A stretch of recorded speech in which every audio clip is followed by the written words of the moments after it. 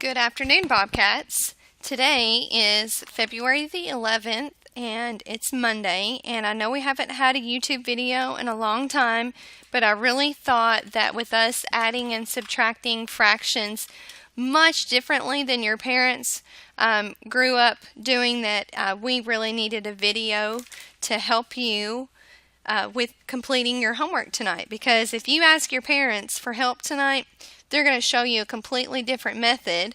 But I think that if you show them our method, their minds are going to be blown. They're going to be so excited. And they're going to think, wow, that is such an easier way. Okay, so we're going to do number 1 together, and then we're going to do number 7 together really quickly. Number 1 has 3/5 plus 1/6. So I'm going to write this down on my scratch paper here. And we're going to use something called the butterfly method to help us add these. So we're going to cross multiply. We're going to make butterfly wings. And butterflies have antennae. What's 3 times 6? It's 18. And then another butterfly wing with an antenna. And 5 times 1 is 5. Now, your parents understand that when you had to add and subtract fractions that you had to find a common denominator. So I'm going to show them how we find our common denominator. We're going to multiply these two denominators, and that gives us 30. And once you have a common denominator, then you add your numerators. So 18 plus 5 is 23. Now, if you could, so we added our numerators. If you could have simplified those, then we would simplify them, but you cannot simplify 23 over 30. So there's your answer right there. Okay, we're going to skip on down. You're going to do that same thing for 1 through 3. When you get to 4, 5, and 6, you're going to be adding more than 2 fractions. So what you want to do is, we'll just do number 4 together.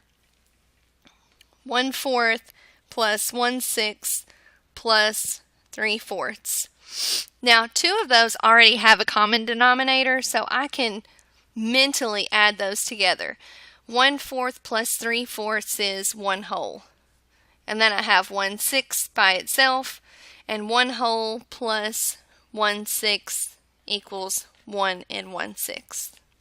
So we were able to mentally add those 2 fractions together because they had like denominators. Okay, now we're going to do number 7. Kathy wakes up at 7 a.m. each morning.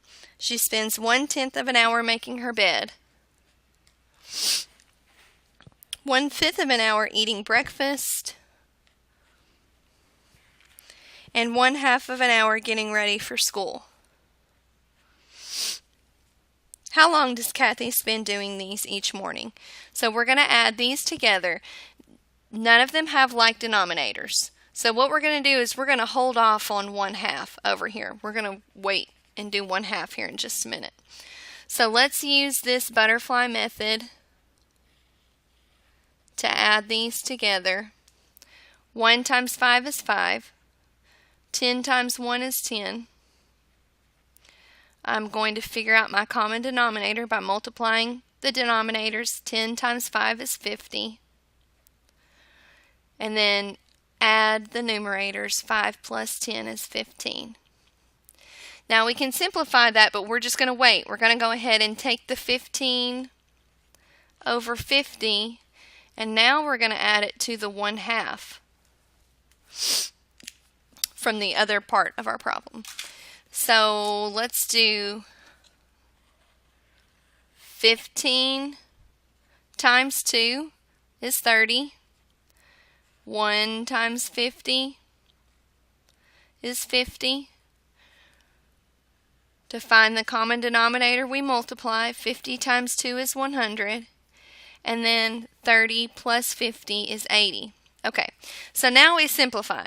Now parents, you guys might be able to simplify this out in your head. We have learned how to use something called the birthday cake method to help us simplify. So it's an upside down birthday cake, and it's going to have tiers, different layers of birthday cake. And what I do is I put them in this layer, and then I say what number goes into 80 and 100. So there are several numbers, and I'm just going to use 10. Okay, then I'm going to divide. 80 divided by 10 is 8, and 100 divided by 10 is 10. Now I'm going to make another layer of birthday cake. What number goes into 8 and 10? 2. 8 divided by 2 is 4. 10 divided by 2 is 5. What number goes into 4 and 5? 1. And just like the Kentucky basketball team, the 5th graders know that when we say 1, we all say and done. 1 and done. So the new fraction went from 80 to 100, and now it is simplified as 4/5. And that is the answer. I know that this is a lot different than the way the parents have learned, but we have found this to be really cool, especially for visual learners, and it's easy to remember, and there's less steps, so your child has a better chance at being successful.